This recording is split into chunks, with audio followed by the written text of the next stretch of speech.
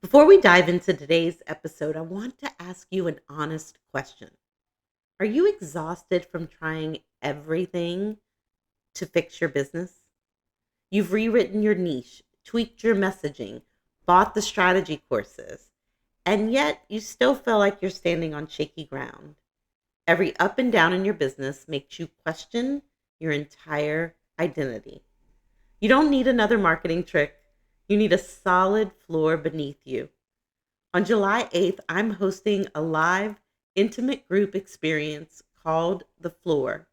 Together, we're going to stop outrunning the symptoms of a lack of self trust. You'll walk away with a firm foundation, claimed authority, and absolute clarity on your next steps. If you're ready to finally stop spinning your wheels, pause this episode right now, head over to Instagram at the Self Trust Coach and send me a direct message with the word floor. I'll send you the details personally. Now let's get into the show. Welcome back to the Self Trust Solution Podcast. I'm your host, Dawn Lede, the Self Trust Coach. And today I'm joined by Christopher Butler. Christopher is a speaker, author, and the co-founder of Power of Positivity, a global platform that has helped millions reconnect with clarity, emotional strength, and faith in the middle of real life pressure. His work blends mindset science, grounded spirituality, and lived experience into messages that are practical, calming, and deeply motivating. Christopher is known for cutting through the noise without hype. His message is simple but powerful. Peace is not passive, confidence can be trained, and gratitude is a skill that changes how we experience life. But his journey into that work didn't begin from a place of certainty. Christopher has shared that in 2009, he was laid off, struggling personally, and didn't trust himself to lead his life at all. What followed was a series of difficult turning points that eventually led him to build a power of positivity, which today reaches more than 60 million people around the world. Christopher, I'm really looking forward to this conversation. Welcome. Me too, Don. Thank you so much for having me here today. It's an absolute pleasure. Yeah. So, Christopher, when people see power of positivity today, and we're going to talk a little bit more about what that is, but when they see it today, the scale, the reach, the impact, they might assume that clarity and confidence were always there. But take us back to 2009. What did life look like during that season? Hey, wow. Well, let's go down memory lane, shall we? You know, 2009, the global economic crisis and the housing crisis in the US was strong. Everybody was kind of freaking out. And I was in the manufacturing and production sector. So I was a machinist. I spent my days pushing parts through a machine for hours and hours on end. You know, I was leader of the team. I thought that I was in my career path, so to say. Mm. Unfortunately, that's not the way it worked. I was reduced to just delivering parts, and shortly after, I had received a note from my boss that it was time to go and it was time to start unemployment. So we had just bought a house in the summer of 2008. Luckily, it was a very inexpensive house. Unemployment was able to help for a little while. Trying to find a job during that time, as you may have seen, heard, or experienced, was very, very difficult. Everyone was clamoring. So with that said, unemployment lasted quite a while. With that unemployment came a lot of depression because I really thought that I was in a place that was secure. I really thought that I had a secure 9 to 5 with benefits and a 401k that was going to carry me through, and I could live that American dream of working my way up and happily retiring one day. Didn't happen. So after a period of time with the unemployment ran out, and my wife and I were sitting at a park, and she said, "I'm pregnant." No pressure. During that time, we had more importantly been learning about the influence of the law of attraction, the quantum mechanics, all the things that make you realize that every small action we take, every thought we have, has an influence on how we grow or shrink in our own lives. Up until that point, I was very much very much just going the way of the world, the standard American story, not thinking that I had any types of control over my life. With that said, I think that we began to see change in our life. And that's where the story really took a turn. So when you look at that version of you now, where you're saying you didn't trust yourself to lead your life, it was you had put your security and safety in a job, a paycheck, and that was no longer there. What do you understand now about that version of you that you couldn't see then? What I understand most now is that I was a loyal listener. I was a very loyal person to the people around me. I would do anything for them. Much like a dog, I would always come back with my tail wagging. Mm. So I always would just listen and do as they requested. I would follow my family's requests. I would do what they wanted. I would follow my employer's requests. I would do what they wanted. I was a subject. I was a servant. My last name is Butler, but that doesn't mean that I had to work for someone else all the time. And it Hmm. wasn't until much later that I realized that I did have influence on how my life would turn out. What sparked that realization? You know, as I said, we were studying the quantum and the law of attraction, which is very popular. And I really started to understand that by affirming and that, you know, realizing my worth, that I could make things happen, that I could make decisions, that I could just go out and do things, right? So, with that said, when I was unemployed, I was also 320 pounds. So, when I started realizing that I could just go out and do things, I also started realizing that I could take care of my health, that I could take care of my mindset, Yeah. everything around it. I was no longer I realized that I could live my life without having to become a servant. It's so interesting because there's a lot of times where we don't know what we don't know. And there's also things that we know intellectually, but we're not embodying. We don't like really get it as how it applies to us. What would you say was happening? Did you really not know you didn't have influence? And so you literally were brought to this realization? Or was it kind of a knowing that you just weren't applying to yourself yet? I just always grew up a follower. I Mm. always grew up just a follower. Just, I would go with the flow. I would go along to get along. You know, growing up in a not so great environment at home, you learn to be malleable and you learn to just get along with people. So that developed into my adult life where why would I need to believe in myself when I could just go along, get along, and everything be fine? Yeah. And I bring up both of those because neither mean you can't make the change. Both mean like whether you didn't know and now there's a realization that just highlights that, gosh, there's so much that we're limited. We limit ourselves by not learning more. Like we're limited by the circle of knowing that we have, right? And then Yeah. there's also just that sometimes there's this awakening to, oh, I can have that. It's a permission. And you actually took the one of not knowing, learned it, and then gave yourself permission to live into it, to really Right. change. Because it sounds like, and you tell me it, that being malleable was probably necessary for you in the early times. And Yeah. then it just no Absolutely. longer was useful. And this was an awakening to like, okay, there might be a different way. That's right. I was very just go along, get along, as I say, very malleable. Mm. I understood that I didn't have to be that way was when I started feeling a calling.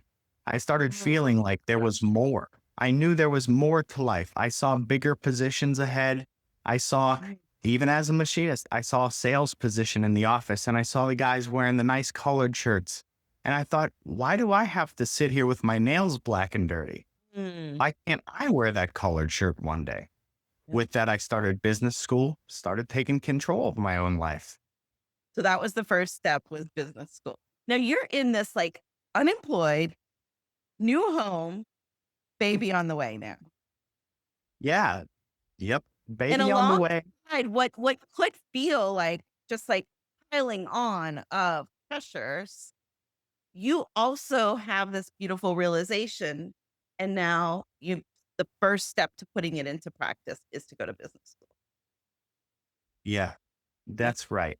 And it was a $5,000 credit card. And Kristen had an idea. She was great with social media at the time.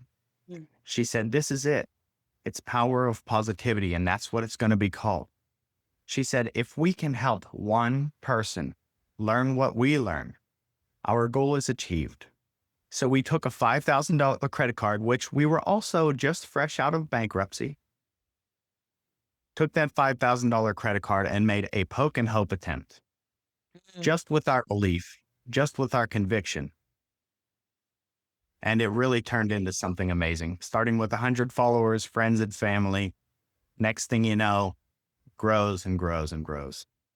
Yeah. So, where did you see rebuilding self-trust in that time? Or does that become later? Where you're kind of rebuilding this relationship with yourself? Wow. I mean, it's so multifaceted, that whole self trust thing, because I had to inject it into every single area of my life. Yeah. I knew I was losing weight. I was 320. I got myself down to 180. And that was not by saying, I can't do this. Ooh, I It was love by, that. Yeah, you bring up a really good point. I love, and you're probably about to say this, but like, what role did discipline play in this? Because often they can be hand in hand. yeah. Well, I knew how to gain weight. That's for sure. Mm. And I knew that's a discipline as well. It's not a very healthy one. So it's almost like the deposits and withdrawals theory. What are you depositing? What are you allowing yourself to withdraw? And really, when I started just taking my life apart piece by piece and analyzing that micro, because we all realize that the micro is in the macro and the macro is in the micro. You just start taking those little tiny pieces and you put them in, and then you remind yourself, am I worth this? Mm. Yes, I am worth this. We are all children of God. We are all worth this. And I just reminded myself every day, get up, show up, don't give up. And that just became a spiral, an upward spiral, if I may, that really, really, really changed things. And along with that came the affirmations. The affirmations are so important. And a little story about that is that I used to wear a shirt, and I have a picture somewhere, and it was at my biggest and at my worst. And the shirt right across the chest said slacker. A little while after that, when we started learning about the quantum and the law of attraction and the ability you have to overturn your own life, and you can have some serious influence on your own life, I wore a shirt that said future millionaire. This was in 2010. I was bankrupt, you know, 300 pounds, not in a great place. But just that affirmation alone is a great example of believing in yourself, believing that you can, trusting yourself enough to do it and follow through. Mm. You mentioned a good point because I actually have a challenge with affirmation sometimes because with self trust, if we say things to ourselves we don't believe, then we actually create more division internally. We actually fracture our self trust in some ways. But if you are saying things that you actually believe are possible and you're saying yourself, so the energy behind it really matters and the intention behind it really matters in saying those things. Another thing that you brought up that I think is so important when you're talking about losing weight, you knew how to gain weight. And the way you said that, I hope that listeners really pay attention to because that is a power, that is an agency. And when we own that without judgment, when we can say, like, okay, if I know how to do this, then I probably can figure out that. It's such a different way of relating to yourself. You can absolutely gain weight, and now you know you can lose weight. You're a very powerful human. And when we see it that way, instead of this, like one is bad, one is good, we create more power in making the choices that align with what we want. That's so That's right. beautiful. If we can do one, we can do the other. If we can do it in one direction, we can do it in the inverse. And it's not a matter of can we, because we always can. It's a choice of, do we believe we can consistently? Can we fight those things that tell us we can't? Yeah. And can we show up every single day? So true. So okay, so you have lost this weight. How did that transformation impact how you were building power positivity, or how did they influence each other? Well, part of it is accountability. You realize that you're starting to inspire people and you're starting to really grow an environment in some people's hearts. Yeah. And you don't want to let them down. And like I said, I was always a loyal dog, right? So of course I didn't want to let them down. I wanted to please the people around me just as much as I wanted to please myself. So, by me taking care of myself, improving my own life, I knew that I was taking care of my own life, but I also knew that I was a student of my own life and becoming somewhat of a teacher.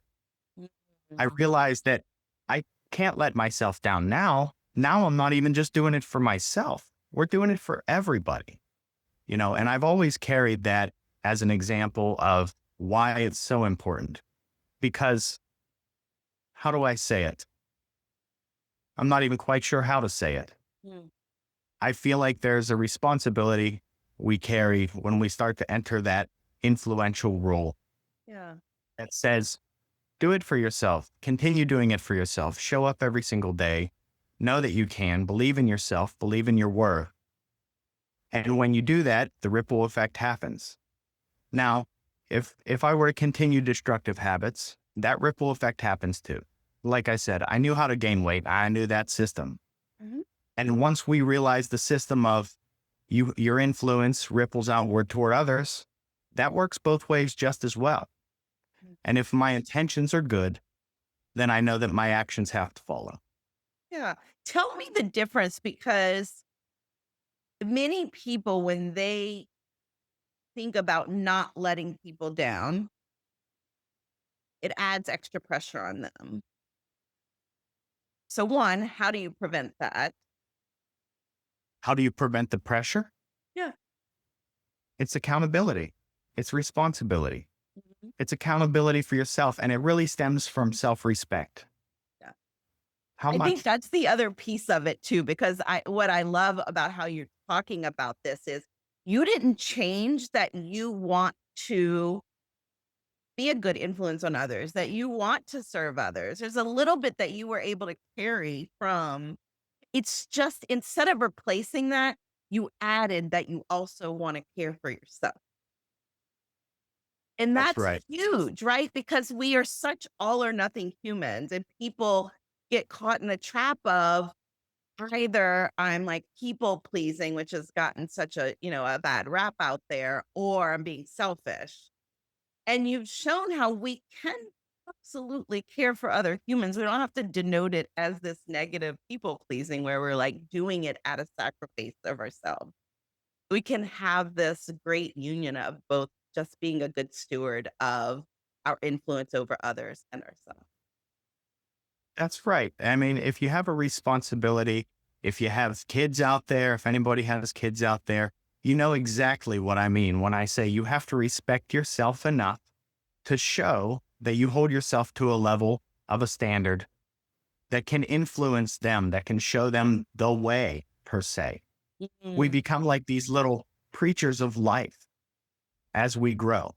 And the more we grow, and then you don't have to have 50 million followers for that to happen. Your circle of friends alone will realize if you're on an upward trajectory, a downward spiral, all of it. Yeah. And it's really that self respect and self care. Some people think it's selfish, but self respect and self care is just self ish. It's about you, it's about everything outside of you. And when you realize the gravity of the impact you have, even in just the smallest circles, it really makes you just want to do it more. Nobody has these terrible intentions that they just want to bring other people down. I know no one like that. I'm not saying there aren't people like that, but for the most part, we all have great intentions. We want to love people. We want to respect people. And just understanding that that starts right within ourselves is probably the most single important ingredient. Yeah. Yeah. You can't put out what's not inside. I think that's the most important piece about self-care, self-trust, self-respect, all of the self um focus when it's used to fuel what's going out into the world, serving others. You see it as so important, as so integral because then you are fueling with, life giving instead of life depleting um, service. And it just feels better to everyone around and to yourself. So, yeah. That's right. Yeah. Tell us a little bit about, okay, now power positivity is up. Tell us what you expected from it and how it differs from what you are experiencing now. Well, I mean, what we expected was really just that original mission. For the first 5 years, we didn't make a single dollar, but we worked every day. Mm. The diligence of work was for the value that we provided to anybody out there. You know, you would get a message saying, I started using affirmations, and 30 days later, something happened, something transformed, and I don't know what else to accredit it to. And that was the fuel. That was the fuel. And that got bigger and bigger and bigger. And still to this day, I mean, one single message of somebody saying, I was going to do this, but then I saw this, and then I did this, and now things are different. Yeah. It's always the same mission, even it's been 16 years now, even 16 years later, the mission remains the same. Did you expect it to become what it is? Like, as far as the number of people and how many people have you touched and the ripple effects that you probably will never actually know fully? Yeah. I mean, did Kristen was a little further ahead on that than I was. I did have that little battle inside. I was like, I don't know if it can do this. I don't know if it can do that. And I worked on that. And, after a while, it was like, hey, if affirmations are going to work, affirmations are going to work. Mhm. So we're going to say them. So, yes, we said there will be 100 million people one day. Yes, we said we can go here and we can talk to Wayne Dyer and we can talk to Joel Osteen and we can talk to these great people and have these great connections and really just amplify the ripple effect of this. So, Mm. absolutely, we knew. Wow. Even Yeah. if it were like the Olympians who train on a TV screen and let their neurons fire together to simulate the race they haven't run yet. Yeah. Well, I mean, it's definitely an example of you living exactly what you are talking about, what you're sharing with the world. It's you are walking the talk for sure. I can tell. Yeah. Right. So you You know, talk about optimism and emotional strength in a way that feels grounded, not forced positivity to kind of tie back into there are people out there who are doing it in a way that feels divisive, if you will. But you just the way that you do it is so grounded. How do you define that? Like, how do you make that difference? well, yeah, there's a big conversation out there about toxic positivity. Yeah. A lot of people think, oh, you can't just go around and say you're happy about everything. You can't just go around and say, well, look at the value we found in that terrible thing. You can't just go around with your rose colored glasses on. Well, affirmations, believing in yourself, that's far from being toxic. Toxic positivity is Mm. ignoring a problem altogether.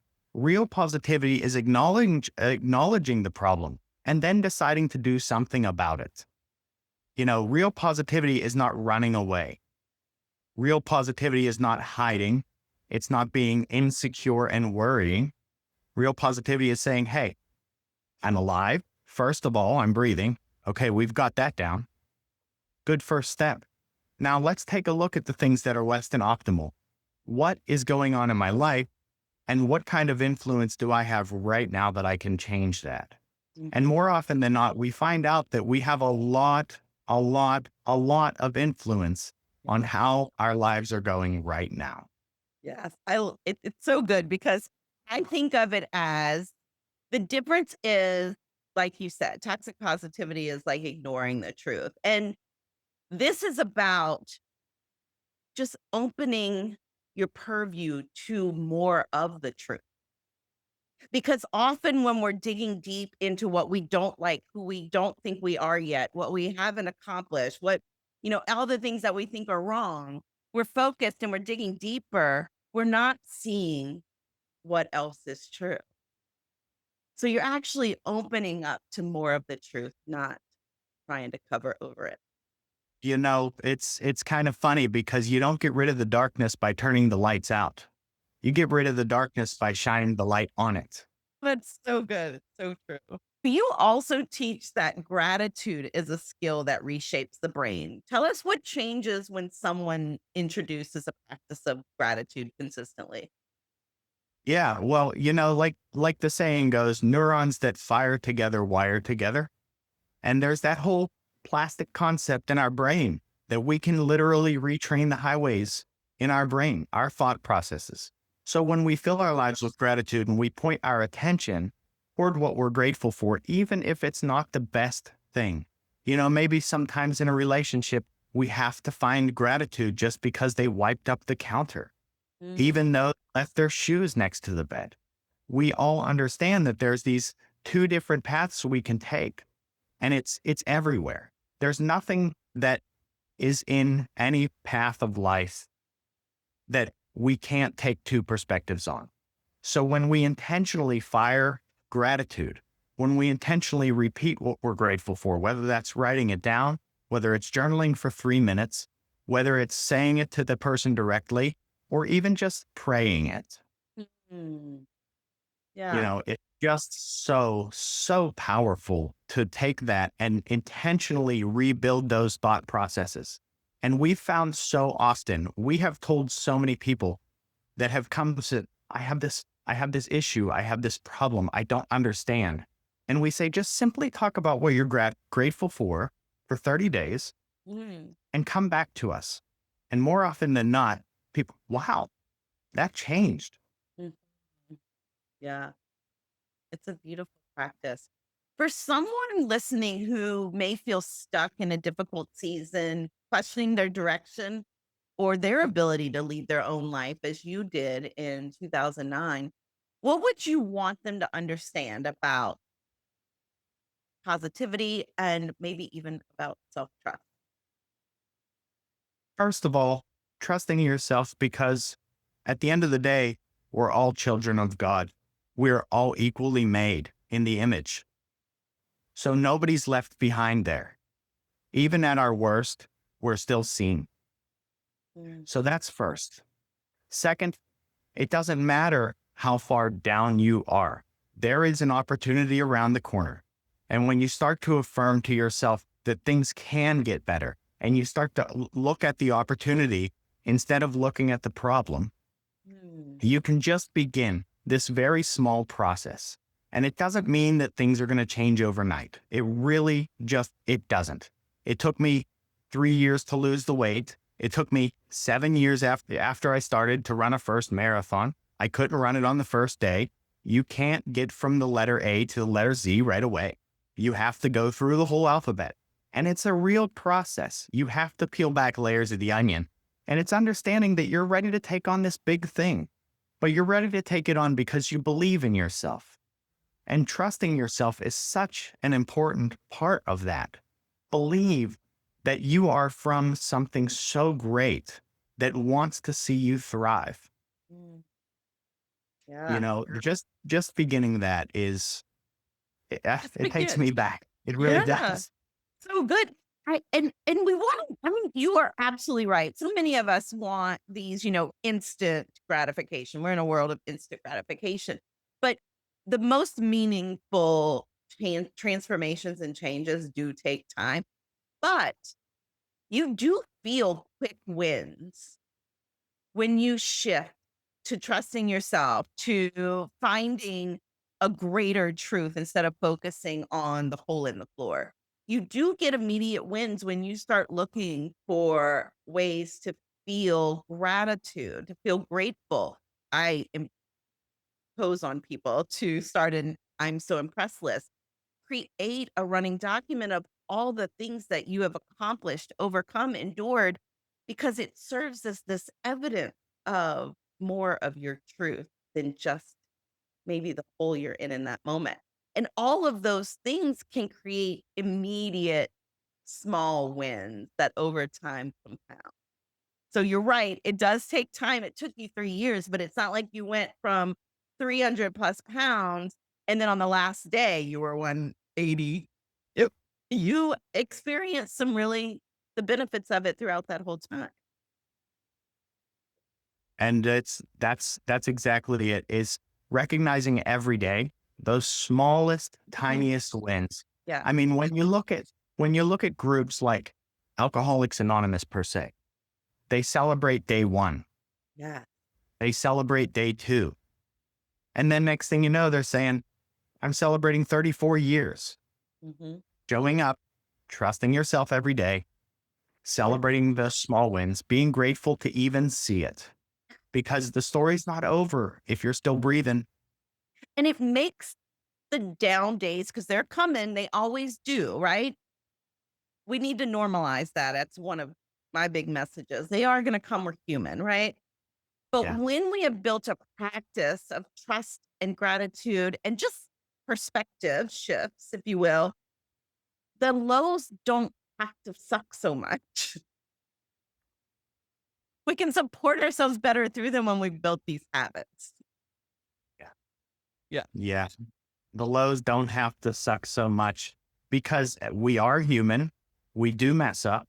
Mm, We're not perfect. This is a two-player game. yeah. You have the higher power, whatever that is to you, whatever you call that, God, Jesus, Christ, whatever that is, you have that. And that is the way, the path. And then you have yourself and you say, okay, well, I can be closer to that. I can follow that and I can move forward a little bit or I cannot. And sometimes that's unconscious that we move backwards a little bit. We fall into those deep habits, those traumas, those other things that just kind of like knock us back a little bit. But we have major, major influence. Mm, So we can steer our stuff. And it just starts with those little baby actions. I mean, yeah. there is nothing wrong with saying, I'm changing my life by writing down 3 lines of what I'm grateful for. Mhm. I'm changing my life, macro. I'm writing 3 lines, micro. But they are together. They are one and the same, and they all will equal a totality. Yeah. And some of those little like backward steps or side steps, those mistakes we made, the bad choices we make, sometimes they're our greatest teachers. And sometimes they're exactly the wake up call we need to reconnect and follow the way that is actually meant. That's right. I was at an event in 2010. We were working as freelancers, and the the freelance work we were doing was for a motivational speaker and author at the time. His name was Mm, Stephen Edwards. Great guy, and he taught us something that I'll never forget. He said, "Some people and some things will teach you what you want. Some people and some things will teach you what you don't want." right. But it's really important to find that difference. Mm, mm. It's one I've lived by because I would follow leaders that were amazing and they showed me certain things that did align with me and how I wanted to lead. And there's who still super beneficial to me because they showed me what I didn't want. And so it's so true.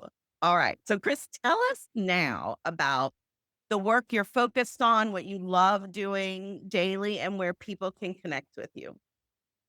Yeah, absolutely. So today, of course, we continue our work with Power of Positivity. We're 60 million strong on all the social networks. You can find us on Facebook and Instagram and X, LinkedIn. We are literally everywhere, even YouTube.